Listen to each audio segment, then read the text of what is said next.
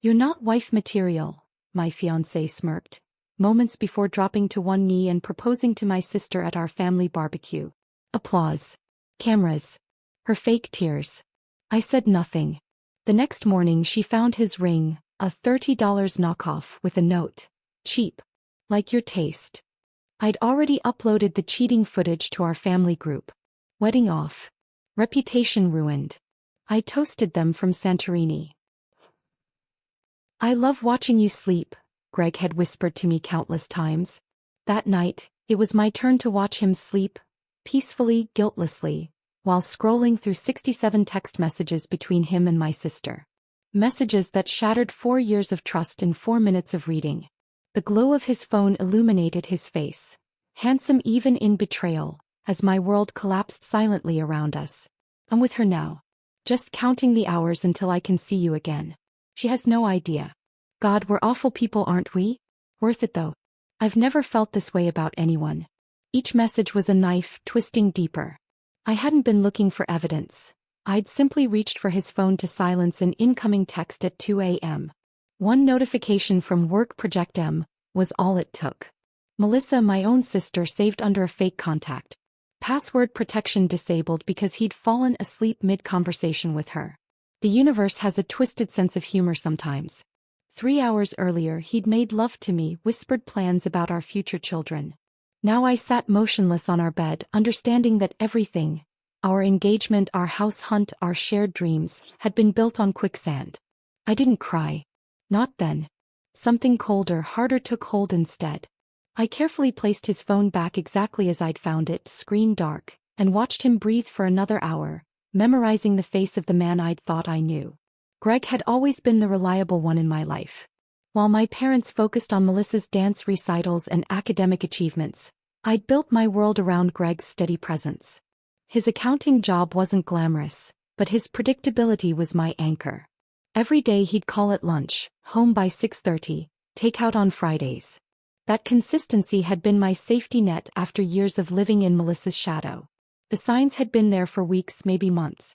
The declined dinner invitations with my parents. The late nights at work. The sudden interest in his appearance. New clothes, a gym membership, cologne I hadn't purchased. But trust is a powerful blinder. I'd created explanations. Stress at work, a desire to look good for our upcoming wedding, simple coincidences.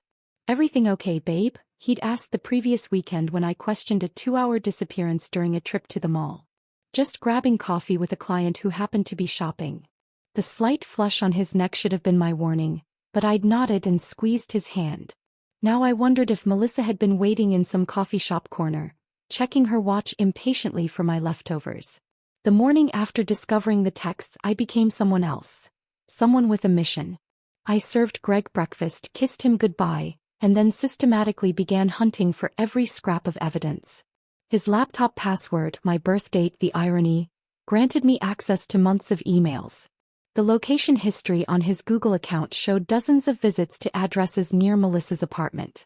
Photos in his recently deleted folder showed glimpses of her apartment I recognized from family gatherings. I called in sick to work that day and the next. Methodically, I created folders, screenshots, backups. Not once did I break down, though my hands shook so badly at times I had to sit on them until the tremors passed. There would be time for falling apart later. Now was for gathering ammunition. The final confirmation came on day 3. I followed him during a supposed lunch meeting, watching from my car as he parked at the little Italian restaurant where we'd had our first date. The restaurant where he'd proposed. 5 minutes later, Melissa's blue Honda pulled in. I took photos as they kissed at the entrance, his hand lingering possessively on her lower back, precisely where it had rested on mine countless times. I could have stormed in, created a scene. Part of me wanted to drag her out by her perfectly highlighted hair, to scream until my voice gave out. Instead, I drove to an electronics store and purchased 3 hidden cameras. "Home security," I told the sales clerk with a smile that felt foreign on my face. Can never be too careful these days. That evening, while Greg showered, I installed the first camera in our living room disguised as a phone charger. The second went into a bookshelf in the bedroom. The third would wait until I could access his office. The monitoring app on my phone showed crystal clear feeds of our most intimate spaces. Spaces now contaminated by questions about whether they'd been together in our bed on our couch. "You seem distracted," Greg noted over dinner, reaching for my hand. "Wedding stress." "Just tired," I replied, squeezing his fingers and wondering if they'd touched my sister hours earlier. Nothing a good night's sleep won't fix. The camera footage delivered within days. Greg pacing our living room, speaking intently on the phone. "I know it's complicated. I can't just break it off with her immediately, it would raise too many questions. Yes, I figured out how to do it publicly so she can't make a scene. I promise after the barbecue it'll be just us." Each night became a ritual of evidence collection. I created spreadsheets tracking their meetings, correlating them with his excuses to me. I saved audio clips, labeled photographs, built a meticulous timeline of their betrayal. The grotesque intimacy of knowing exactly when and how they deceived me became almost numbing. 3 weeks in, I discovered they'd been meeting for nearly 7 months, since right after our engagement. The timeline suggested their affair had begun at my engagement party. The champagne toast Melissa had given, tears in her eyes as she welcomed Greg to the family, took on a sickening new meaning. The cameras captured Greg on the phone with her late one night while I visited our mom. "The barbecue is perfect. Your parents will be there to witness it. No, Evelyn won't suspect a thing until the moment it happens. I've got the ring already." My heart froze. Our father's retirement barbecue was 3 weeks away. Whatever they were planning would happen there, in front of my entire family. The pieces clicked into place. A public humiliation. My sister had always thrived on being the center of attention, and apparently she needed an audience for her final victory over me. The devastation that had been building like a wave finally crashed one night in our shower, where the sound of water concealed my breakdown. I slid down the tile wall, hugging my knees, letting out silent screams that made my throat raw. I gave myself exactly 20 minutes to fall apart before standing up, drying off and returning to my spreadsheets. In my darkest moments, I considered simply confronting them, ending the charade. But something deeper, colder kept me methodical. If they wanted a public spectacle, they would get one, just not the one they were planning. The betrayal deserved more than a private conversation, more than tears and accusations easily dismissed as a jealous sister narrative. For nearly 3 months I maintained the perfect facade. I discussed wedding venues, pretended to work on guest lists, even had lunch with Melissa where she helped me choose flowers while wearing earrings Greg had purchased on our joint credit card. "You seem different lately," my mother commented during one family dinner. "More confident." If she only knew that what she was seeing wasn't confidence but the calm calculation of a woman with nothing left to lose. What I'd lost in love, I'd gained in clarity. Every fake smile, every pretend kiss with Greg, every sisterly hug with Melissa was one step closer to the moment I would reveal exactly who they were, and exactly who I had become. As the barbecue approached, I made my final preparations. The cameras had given me everything I needed. Their words, their plans, their betrayal documented in high definition. They thought they held all the cards. They had no idea I'd been counting them as they dealt from the bottom of the deck. The night before the barbecue, I slid into bed beside Greg, my face a perfect mask of contentment. "I'm excited about tomorrow," I said truthfully. "I think it's going to be a day none of us will ever forget." He pulled me close, kissed my forehead and agreed. For once we weren't lying to each other. I woke before sunrise the day after overhearing Greg's final confirmation about their barbecue plans. My mind was unusually clear, focused. I'd spent weeks collecting evidence of their betrayal. Now it was time to set my own stage. During breakfast, I casually mentioned Dad's retirement barbecue. "I was thinking we should make a special announcement there," I suggested, stirring cream into my coffee. "Maybe finally set a wedding date? Everyone will be there, and it would make Dad's celebration even more special." Greg nearly choked on his toast. Don't you think that might steal your dad's thunder?" I reached across the table and squeezed his hand. "Dad would love it.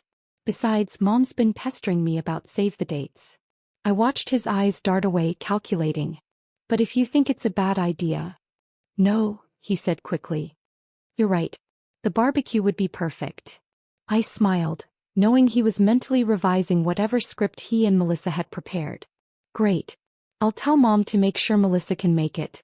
She's been so busy lately I hardly see her." The mention of my sister made his jaw tighten almost imperceptibly. I'm sure she'll be there, he said, voice carefully neutral. It's her dad's retirement too. That afternoon I called my mother, making a show of checking my calendar while Greg pretended not to listen from the couch. The barbecue sounds wonderful, Mom. Greg and I were actually hoping to share some news there. I winked at him conspiratorially. Can you make sure everyone comes? Especially Melissa. She's been so distant lately. My mother sighed. You know your sister. Always busy with something. But I'll make sure she's there, don't worry. Perfect. With one conversation I'd established my blissful ignorance while ensuring both betrayers would attend. Greg visibly relaxed after my call, even suggesting we watch a movie together. The first time in weeks he hadn't manufactured an excuse to check his phone in private. Playing the oblivious bride-to-be became my greatest performance. I started leaving bridal magazines open to reception venues, pinned wedding dresses on shared Pinterest boards, and even scheduled a cake tasting for the week after the barbecue. Each action was carefully calculated to reinforce their belief in my ignorance. You seem excited about the wedding lately, Greg commented one evening as I browsed honeymoon destinations. Just ready to make it official, I replied, looking up with practiced adoration. After all this time planning, I'm excited to finally be Mrs. Thompson. The lie tasted bitter, but his relieved smile confirmed my performance was working. Meanwhile, I was methodically dismantling our shared life. I visited my bank during lunch breaks, opening a separate account and transferring portions of my savings, small enough amounts that Greg wouldn't notice on our joint statements. I contacted our landlord about breaking our lease, citing a potential job opportunity that hadn't materialized yet. Just exploring options, I assured Greg when a lease termination form accidentally appeared in our mail. Nothing definite. He accepted this without question, likely relieved at the prospect of an easy exit after his planned public humiliation. The engagement ring presented a particular challenge. Greg had spent a considerable sum on it, $8,500 that should have gone toward our house down payment. The princess-cut diamond in a platinum setting had once symbolized our future. Now it represented nothing but lies. I found the jeweler's receipt in his desk drawer while searching for more evidence. The same drawer contained a small velvet box, presumably containing Melissa's ring. I didn't open it. Some wounds weren't worth inflicting on myself. During an afternoon when Greg was meeting clients, I visited a jewelry district across town where no one would recognize me. A small shop specializing in replicas provided exactly what I needed. A near-perfect copy of my engagement ring for $30. The zirconia sparkled with artificial brilliance, indistinguishable from diamond to the untrained eye. Anniversary gift? The jeweler asked as he boxed my purchase. Something like that, I replied. That night while Greg showered I made the swap. My authentic ring went into a secure pocket in my purse. Its counterfeit twin took its place on my finger. Greg never noticed the difference. Men rarely do. With 2 weeks remaining before the barbecue, I focused on my escape plan. I renewed my passport on a girls' lunch that I actually spent alone at the passport office. I researched destinations that symbolized new beginnings, finally settling on Santorini, its white buildings and blue domes representing the clean slate I craved. I booked a one-way ticket departing the morning after the barbecue, using points from a credit card Greg didn't know about. A small vacation rental overlooking the caldera would be my sanctuary for 2 weeks, giving me time to recover before facing whatever new life awaited me. Taking a half-day on Friday, I mentioned casually the week before the barbecue. Nail appointment and some errands before the big family gathering. Greg nodded absently, thumbs flying across his phone screen, undoubtedly texting Melissa. No problem. I've got meetings all afternoon anyway. Those errands involved a safety deposit box where I stored my passport, important documents and the real engagement ring. I withdrew enough cash to sustain me for weeks if necessary, divided between different compartments in a new suitcase hidden at my friend Dana's apartment. Dana was the only person who knew fragments of my plan. Are you sure about this? She asked when I dropped off the suitcase. Shouldn't you just confront them? Trust me, I said, hugging her tightly. This is better. The final piece fell into place 3 days before the barbecue. While Greg played golf with colleagues, I composed a note to accompany the fake ring. Cheap. Like your taste. Simple. Direct. Devastating in its brevity. I sealed it in an envelope and tucked it into the side pocket of my weekend bag, alongside a USB drive containing carefully selected footage of their betrayal. The night before the barbecue, I prepared everything with surgical precision.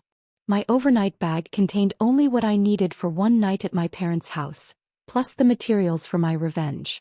My real luggage, containing clothes, cash, and necessities for my new life, waited at Dana's. The airline confirmation and rental details were memorized, screenshots saved to an email draft accessible from any device. Standing in our bathroom, I studied my reflection. The woman looking back seemed different, harder around the eyes, mouth set in a determined line. I practiced my expressions: surprise, hurt, dignified silence. Each would serve its purpose tomorrow. Greg wrapped his arms around me from behind, meeting my eyes in the mirror. Early night, he suggested. Tomorrow's going to be a big day. If only he knew how big. I turned in his arms, offering a smile that didn't reach my eyes. The biggest, I agreed. Sleep came surprisingly easily that night. There's peace and certainty in knowing exactly what comes next. As dawn broke on barbecue day, I woke feeling strangely serene. The anxiety and anguish of the past months had burned away, leaving only resolution. I packed the final items in my overnight bag: the envelope with its devastating note, the USB drive, a change of clothes for tomorrow's flight. I double-checked the family group chat was set up properly on my phone, confirming everyone would receive the video simultaneously. Greg bustled around nervously, changing shirts twice, checking his pocket repeatedly, undoubtedly ensuring Melissa's ring was secure.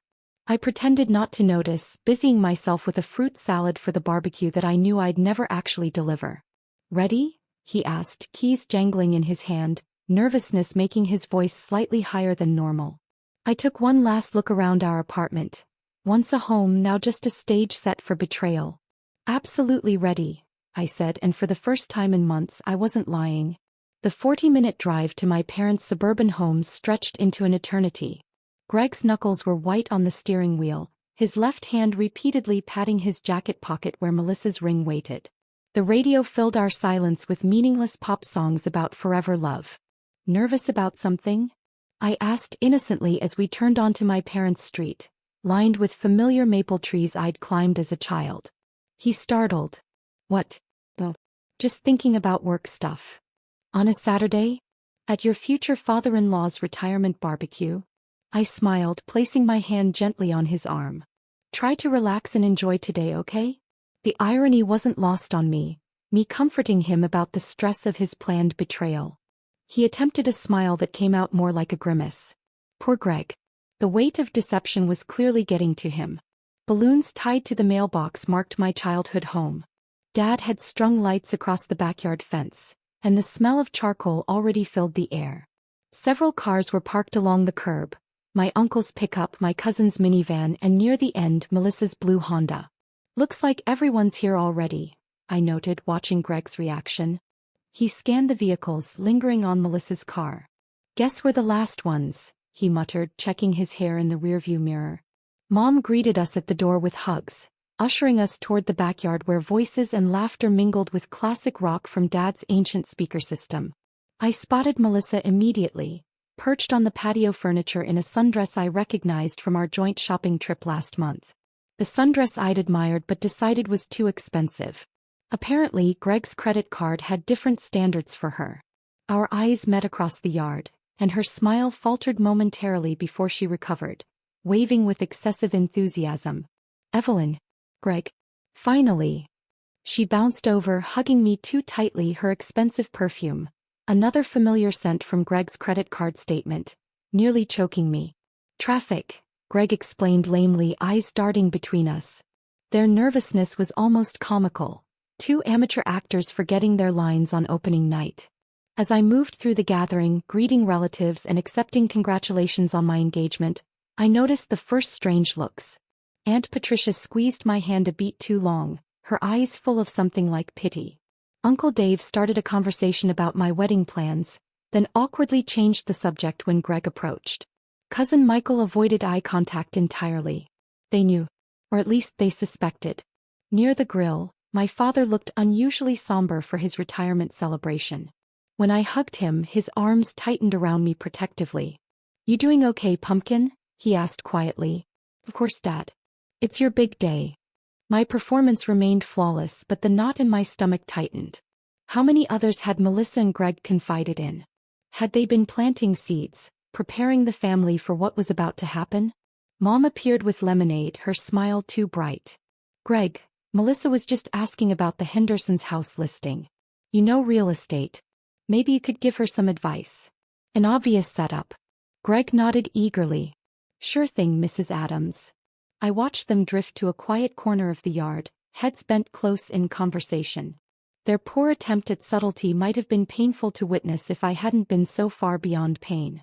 "They're not very good at this, are they?" The unexpected voice belonged to my teenage niece, Jenny, who had appeared at my elbow with a plate of potato salad.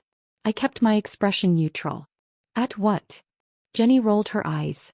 "Please. Mom told me to be prepared for drama today.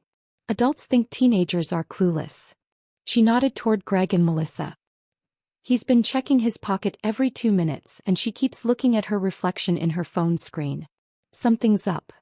My heart warmed toward Jenny, this unexpected ally. "Want to help me get the extra ice from the garage?" Away from prying eyes, I squeezed her hand. "Whatever happens today, just remember appearances can be deceiving." Her eyes widened. "You know." I simply nodded. "Just watch." When we returned, Greg was helping Dad at the grill, while Melissa arranged seating for the meal. The tension in the air was palpable, everyone moving in a strained choreography of forced normalcy. Lunch was served buffet style, and I positioned myself between my elderly grandparents, engaging them in conversation about their recent cruise.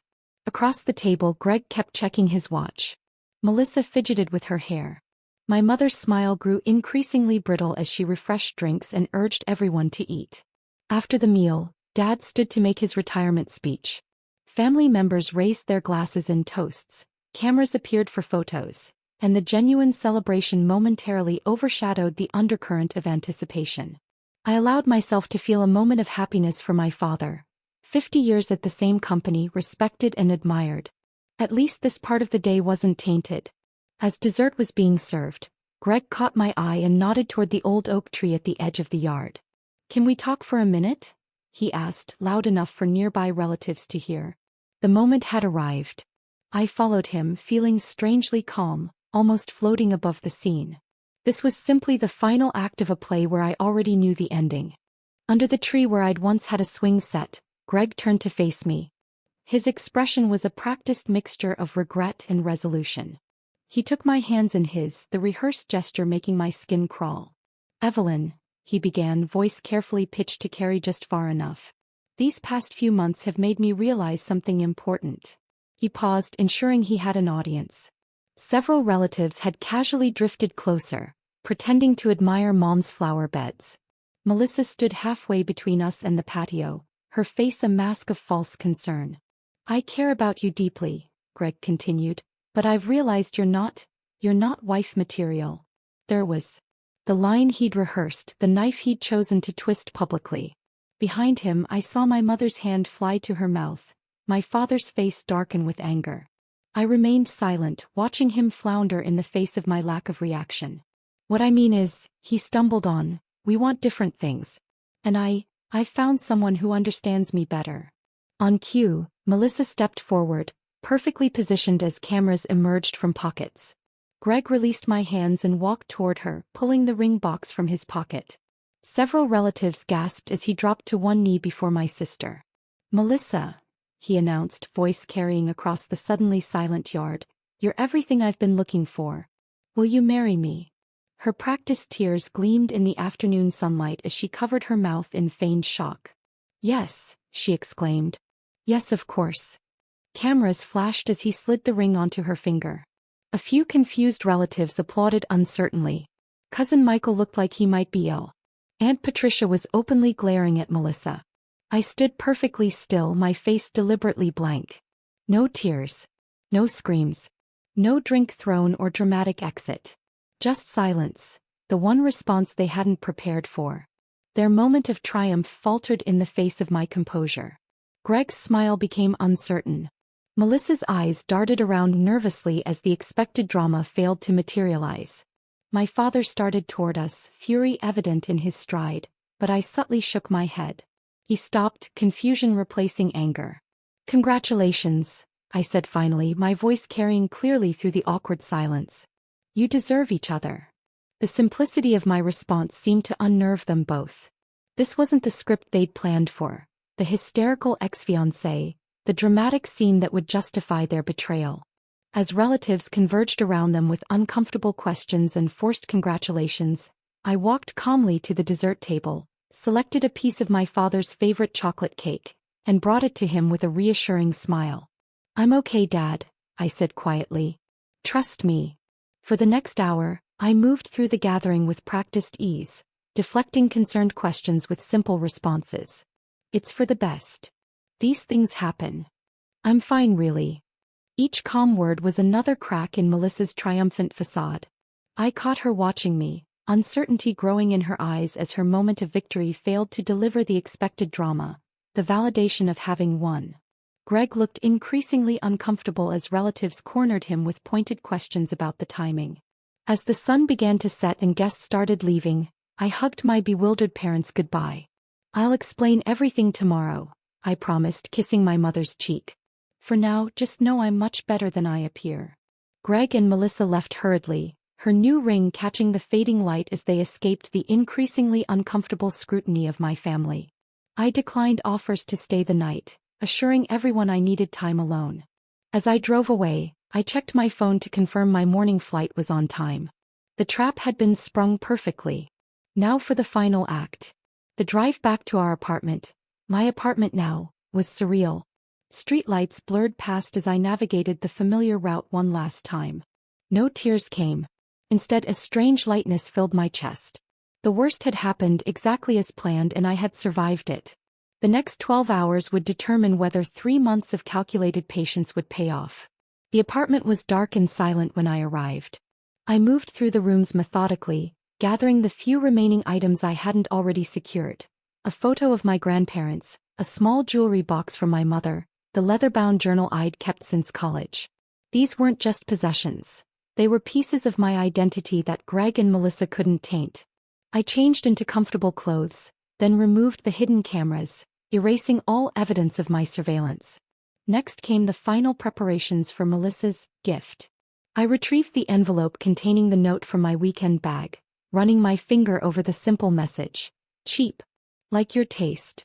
The words seemed insufficient now after witnessing their performance at the barbecue. I opened the envelope, adding a postscript.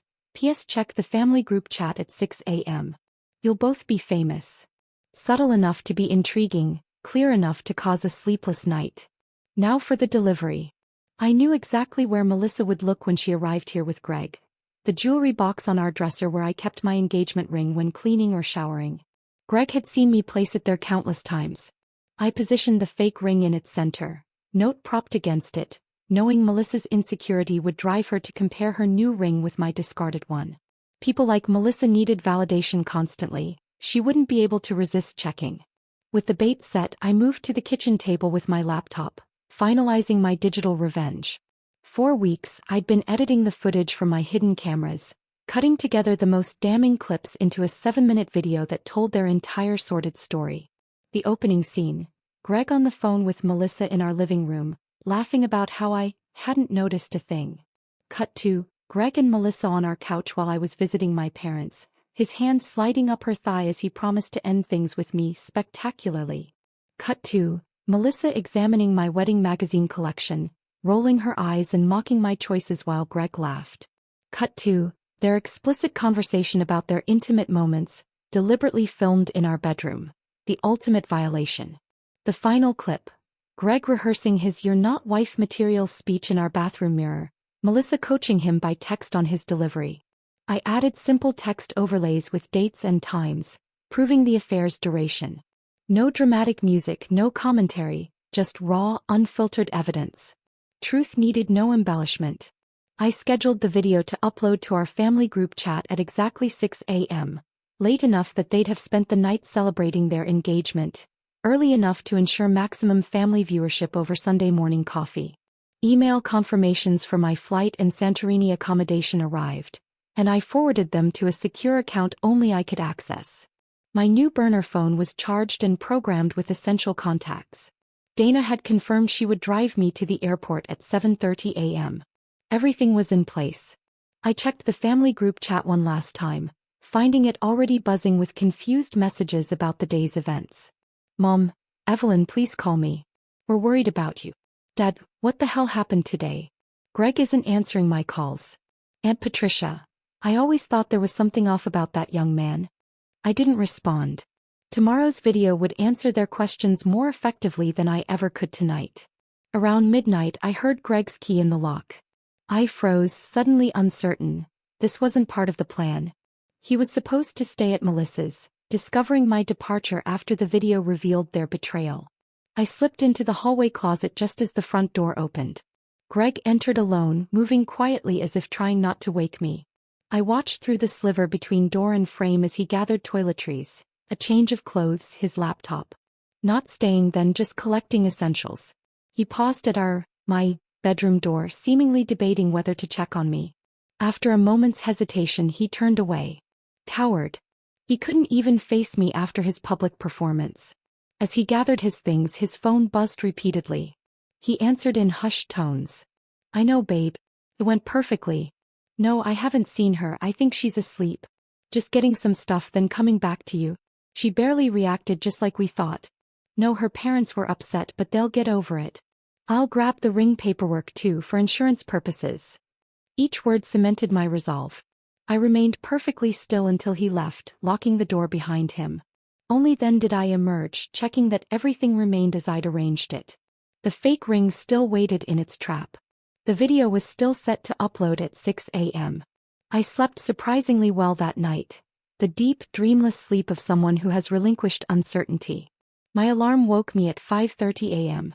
I showered, dressed, and packed my final items with practiced efficiency. At 5:55, I sat at the kitchen table with a cup of coffee, phone propped against my water glass, camera ready. I wanted to witness the moment my revenge began. At exactly 6 a.m., my phone pinged with the automated message. Video uploaded successfully to family barbecue chat. I imagined Greg and Melissa waking in her bed, checking their phones as people do first thing in the morning. I pictured their faces as they saw the notification, their confusion turning to horror as they realized what was happening. Within 2 minutes, my phone exploded with notifications. I watched the group chat erupt in real time. Mom, oh my God, Evelyn, is this real? Dad, that son of a... Aunt Patricia, I knew it. Cousin Michael, holy. Did everyone just see that? Melissa started typing, stopped, started again. Greg's name appeared and disappeared from the typing indicator.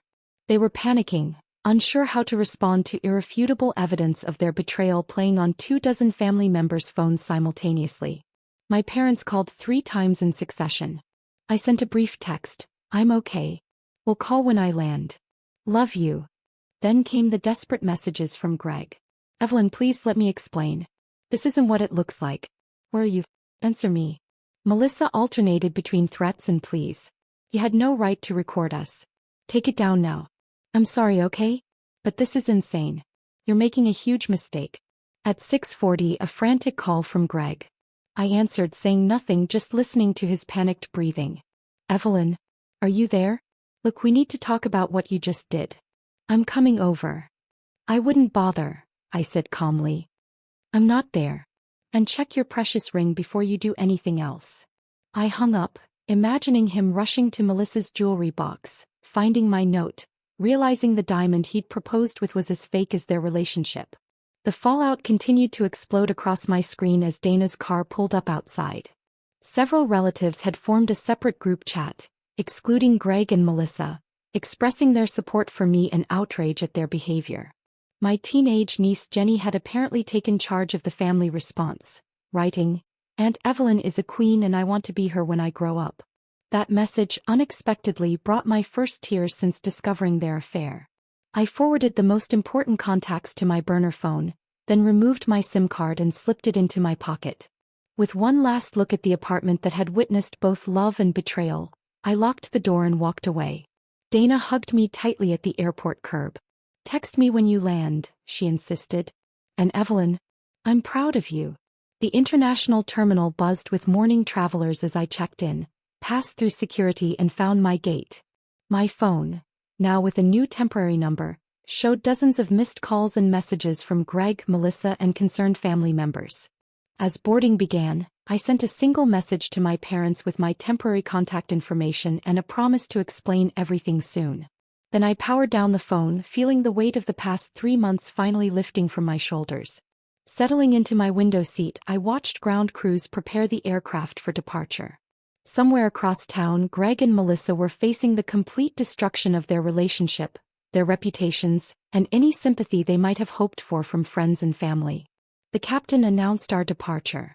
As the plane accelerated down the runway, I closed my eyes, feeling the satisfying rumble of engines propelling me forward. Away from betrayal, away from humiliation, toward a future entirely my own. The sweet taste of revenge carried me skyward, 30,000 feet above the ruins of their lives. The 10-hour flight passed in a blur of fitful sleep and mediocre airplane food. When the plane finally touched down in Athens, I felt the distance not just in miles but in emotional space. An ocean between my old life and whatever came next. The connecting flight to Santorini was on a much smaller aircraft, dipping and soaring over the impossibly blue Aegean Sea. As the island came into view, white buildings clinging to volcanic cliffs like freshly fallen snow, I felt something stir within me. Not happiness exactly, but possibility. The thought that beauty still existed in a world where betrayal had become my closest companion. The taxi driver who took me to my rental was a cheerful older man named Nikos who pointed out landmarks with grandfatherly pride. "First time in Santorini?" he asked in accented English. "First time anywhere in a long time," I replied, realizing how true it was. I'd been so focused on Greg, on our future, that I'd forgotten to live my own present. My accommodation was exactly as pictured. A small, whitewashed villa perched on the caldera's edge in Oe, away from the worst of the tourist crowds. Blue shutters framed windows that opened to an endless horizon where sea met sky in a seamless watercolor blend. A private terrace with a small plunge pool offered the perfect vantage point for sunset. The property manager, Elena, showed me around, explaining how to work the ancient coffee machine and where to find the best local tavernas. "You are here alone?" she asked, not unkindly. "Very much so," I answered, surprised at how the words felt like freedom rather than abandonment. After she left, I unpacked my few belongings, showered away the stale airplane air, and collapsed into bed, sleeping dreamlessly for 14 hours straight. I woke to brilliant sunshine streaming through gauzy curtains. For a disorienting moment, I didn't know where I was or why my arm reached automatically for someone who wasn't there. Then it all rushed back. The barbecue, the ring, the video, the escape. I sat up, heart pounding, before realizing there was nothing to fear anymore. The worst had happened. I had survived. Whatever came next was entirely up to me. On the terrace I found breakfast waiting. Greek yogurt with honey, fresh figs, strong coffee. Beside it, a note from Elena explaining she'd taken the liberty since I'd slept so long. This simple kindness from a stranger nearly undid me. I ate watching fishing boats trace ripples across the bay below, my burner phone still powered off beside my plate. When I finally turned it on, dozens of notifications appeared. I ignored the missed calls and opened messages only from my parents and Dana. "Mom, we're so sorry, sweetheart. We had no idea. Are you safe? Dad, that video showed everything we needed to know. Take all the time you need. We're here when you're ready. Dana, checked your old phone. Total meltdown happening. Greg showed up at your parents' house crying. They wouldn't let him in. Your dad apparently used some colorful language. Call me when you can." I smiled, picturing my gentle father finally unleashing his temper on the man who had humiliated his daughter. Instead of immediately calling back, I took a photograph of my view and sent it to my parents and Dana with the message. "I'm safe. I'm healing. I'll call soon." Then I turned off notifications and set out to explore my temporary home. Santorini in early spring was perfect. Warm enough for short sleeves during the day, cool enough for light sweaters at night, and blessedly free from the summer tour groups. I wandered narrow cobblestone streets, ducking into small galleries and family-owned shops. At a tiny bookstore I purchased a leather-bound journal, the first I'd owned that Greg had never seen or touched. That evening I wrote my first entry sitting at a cliffside cafe, sipping local wine as the sun transformed the sky into a painter's palette of orange, pink, and gold. I didn't write about Greg or Melissa or betrayal. Instead, I described the feeling of warm stone under my palms, the taste of olive oil and sea salt, the distant laughter of fishermen returning to harbor. 3 days passed before I called my parents, using the villa's Wi-Fi to avoid international charges. My mother answered on the first ring. "Evelyn. Oh, thank goodness. Are you all right? Where are you?" "I'm in Greece, Mom." "And yes, I'm all right or getting there." The concern in her voice nearly broke my composure, but I continued. "I'm sorry I didn't warn you about the video." "Don't you dare apologize," she said fiercely. "Your father and I watched it together. We saw everything.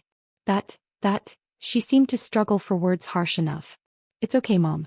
You don't have to say it. The wedding's off, obviously," she continued. Melissa tried to claim the video was manipulated, but no one believed her after seeing them together at the barbecue. "She's staying with a friend, she can't show her face at family functions right now." And Greg came by twice more, crying and making excuses. "Your father threatened to call the police. He hasn't been back." She paused. "He lost his job apparently. Someone from your family chat forwarded the video to his boss." I hadn't expected that. For a moment I felt a twinge of, not regret exactly, but awareness of how extensively my revenge had spread. Then I remembered his smirk as he told me I wasn't wife material, and the twinge disappeared. "Are you coming home soon?" Mom asked. "Not yet," I replied. "I need some time to figure out who I am without him, maybe who I was before him even." My days fell into a peaceful rhythm. Mornings writing in my journal, afternoons exploring hidden corners of the island. I hiked the ancient trail from Fyra to Oia, photographing wildflowers pushing through volcanic rock, beauty emerging from destruction, nature's own revenge story. In the evenings I began speaking with other travelers and locals. A British woman painting watercolors of the sunset became my occasional dinner companion. The owner of a small pottery studio taught me to throw clay, laughing as my first attempts collapsed into shapeless lumps. "Creating something new is always messy," she told me, reshaping my failed bowl. "But see, the clay isn't ruined. It's just waiting for the next attempt." I thought often about that clay in the following days, how it retained no memory of its previous form, how it responded only to the present pressure of hands shaping it anew. Halfway through my stay, Dana called with updates from home. Greg had been telling mutual friends I'd fabricated evidence out of jealousy, but the video spoke for itself. Melissa had deleted all social media after relentless comments appeared on her posts. Their relationship had imploded spectacularly, with Greg reportedly blaming her for pushing him into the public proposal. "Karma's working overtime," Dana said. "So what's next for you? Coming back to face the music or?" I looked out at the horizon, considering. I've applied for a remote position with that publishing house I always admired. The one Greg said was a hobby job, not worth pursuing. And interview next week. Via Zoom. Her excitement validated my decision. For the first time in years, I was making choices without filtering them through someone else's expectations. On my final evening in Santorini, I dressed with care in a blue sundress purchased from a local designer. I made reservations at the island's most beautiful restaurant, requesting a private table overlooking the caldera. The maitre d' seated me as the sky began its nightly transformation, candles flickering in blue glass holders. I ordered champagne, not to celebrate destruction but to honor reconstruction. As the waiter poured the first glass, I checked my phone one last time. An email had arrived an hour earlier. "Dear Ms. Adams, we are pleased to offer you the position of remote editorial assistant." Tears blurred my vision, not of grief or anger but of genuine joy. I lifted my glass toward the darkening horizon, where the first stars had begun to appear. "To new beginnings," I whispered. The champagne tasted of possibility and freedom. Behind me lay the ashes of betrayal and the sweet satisfaction of revenge. Before me stretched something far more valuable, a future entirely my own, unshackled from others' definitions of who I should be. Tomorrow I would board a plane not back to the scene of my humiliation but to a new city, a new apartment, a new career. The woman returning was not the same one who had fled. That Evelyn had defined herself by relationships, daughter, sister, fiancé. This Evelyn, tempered by fire and healed by distance, belonged only to herself. I paid the bill and walked slowly back to my villa along moonlit streets. The island air carried the scent of jasmine and salt, of endings and beginnings intertwined. I thought of Greg and Melissa briefly, acknowledging that they had given me an unexpected gift amidst their betrayal, the push I needed to reclaim my own story. My revenge had been perfect, but my recovery would be the true masterpiece. What did you think of Evelyn's perfect revenge? Sometimes the strongest statement is made when you refuse to play the game others have rigged. If this story of calculated payback and personal reinvention resonated with you, tap that subscribe button now. Comment below. Would you have had the patience to execute such a flawless revenge, or would you have confronted them immediately? Join thousands of strategic thinkers. Subscribe free today for more satisfying tales of justice served cold.